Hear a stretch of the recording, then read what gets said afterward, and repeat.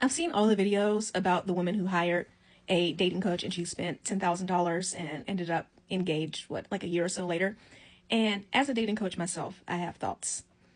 First of all, I really wish that women on this app would stop putting each other down and stop talking about, oh, that's so ridiculous. She must be desperate. She must be a pick me, all of that stuff. First of all, while yes, you should never find yourself feeling like you need a man, there's nothing wrong with desiring a relationship. Being in a healthy relationship can do so much to make you a better person. We grow through our relationships with other people. And also, being in a healthy relationship with someone who truly cares about you can elevate you in other areas of your life. There's nothing quite like having a supportive partner. One of the reasons why I was able to start my business was because my husband supported me through it, both emotionally and mentally, but also, yeah, financially. He helped pay for a lot of the things to start my business. So being in my marriage has helped elevate me in my career.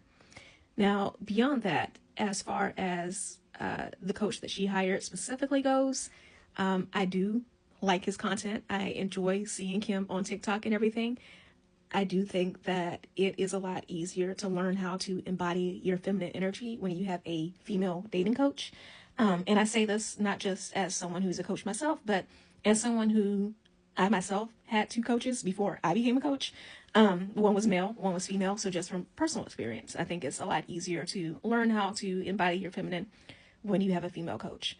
But also, anything that you have decided that you're going to make a priority in your life requires an investment, whether that is an investment of time or in money. So if you choose to go the time route and not spend the money, then that means the journaling, it means the shadow work, it means reading books, listening to podcasts, YouTube, free content on social media. And if you want to do all of those things, then I say go for it. I have stories of women who've come to me and they've said that they ended up in relationships after watching my free content. They never worked with me. So there's nothing wrong with that. Now, on the other hand, if you choose to invest money, the reasons why you would do that is because one, you want personalized advice tailored to you. And because two, you are sacrificing the money so that you can spend less time, so that you can get that personalized advice from someone who's been there, who's done that, and who can help you skip some of the lessons that you would otherwise learn in the school of hard knocks, right? Now, once you make that decision, if you make the decision that you're going to invest money, before you go writing out a check for however amount of money, because this coaching program that this woman was in was $10,000. And I will say when it comes to the dating coaching space, there's a wide range.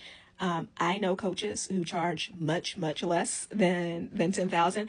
And I also know dating coaches who charge a lot more. So before you go that route, you want to get clear on exactly what it is that you want and need, and then find something that aligns with that. And I didn't say someone because one of the things, for example, when a woman wants to work with me, we have a free call to get kind of clear on where she is and what she wants.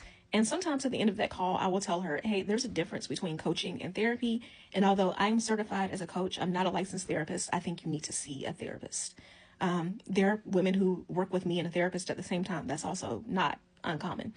But also, there are women who are better served in group coaching programs as opposed to a one-on-one program. And then sometimes it's also a personality fit with the coach themselves. So, I keep a running list of other dating coaches that if I feel like my personality doesn't match with this woman who's coming to me, then I can recommend her to someone who she would be a good fit with.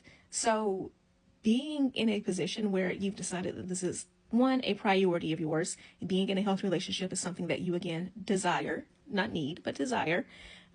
Two, you've decided that you're going to invest money, and you're going to put more money than time into this. And then three, getting clear on what is it that you really need. Is it therapy or is it coaching? And what type of coach do you want? And if you're going the coaching route, I would definitely say don't get caught up necessarily in how much someone charges or how many followers they have on social media or anything. You need to take the time to get to know that person. So many coaches nowadays have stopped offering, like they're called in the coaching business discovery calls, with the idea being that you're supposed to meet this person and get to know them. And I think that that is a disservice by not offering those calls first, because you should get someone that you are in a comfortable relationship with. Life coaching, any type of coaching, whether it is health coaching, business coaching, dating coaching, or people don't think about this, but a personal trainer is a coach, is a fitness coach, right? Those are all very personal relationships, and you want someone that you can be with and you feel seen and heard and understood. So you want to make sure that person is a fit. And then the last thing I would say about this, because again, people are harping on that $10,000 price tag. Back to that whole time versus money thing and the investment. At the end of the day, investing in a coach is a luxury. It is something that you're doing again because you don't want to spend the time. So whether that is someone spending $10,000 with Anwar, or whether they spend less or more again with another dating coach, it is something that is not a necessity. And if somebody wants to, take their money, their hard-earned money, and spend it on something that they think is going to help them live a better, happier life, then who are you to judge them for doing that? One of my favorite books is I Will Teach You to Be Rich by Ramit Sethi.